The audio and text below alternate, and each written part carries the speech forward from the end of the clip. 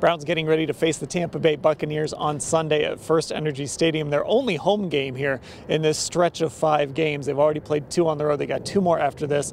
Mary Kay, the big thing here, though, Jacoby Brissett, his final game as the starter for the Browns, barring injury. Deshaun Watson will take over when the Browns travel to Houston next week. And, you know, listening to Jacoby talk today, I guess, what were your impressions? Well, first of all, he has done a tremendous job of just focusing on the task at hand and not getting caught up in what does this mean or where's this going to go or what happens after this season. So he really tried to bring the focus back to going out and trying to beat the Bucs this weekend, which is what he's tried to do each week. And the thing that that my biggest takeaway about Jacoby Brissett is I really think that he did more than his share. And if the defense and the special teams had done their part, they would be handing over a playoff contender to Deshaun Watson. Ashley, when you look at the season Jacoby has had, if I would have told you these are the numbers he's going to put up, these are some of the games he's going to have. His last game was the 2nd highest yardage total of his career.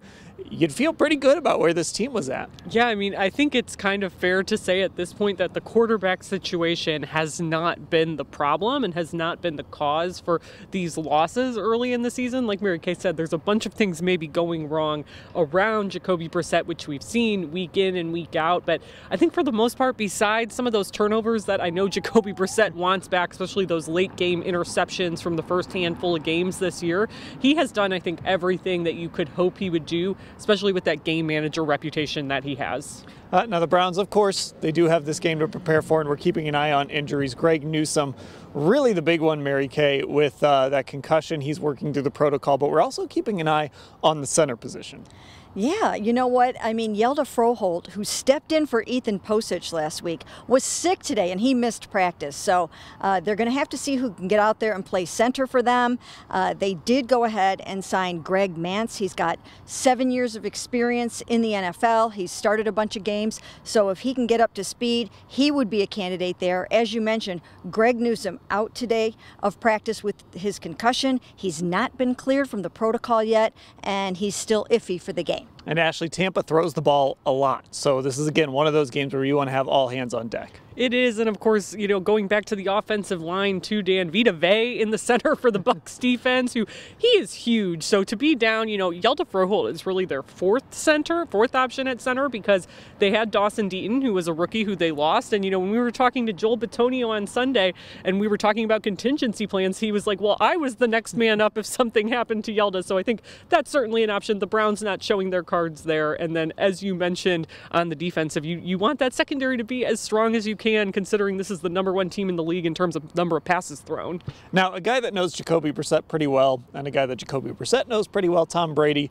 Of course, they were together in the quarterback room in New England during Jacoby Brissett's rookie year. Jacoby joked today he's maybe a little surprised Tom is still playing, but shouldn't be. That's maybe what he should have taken away from that year together.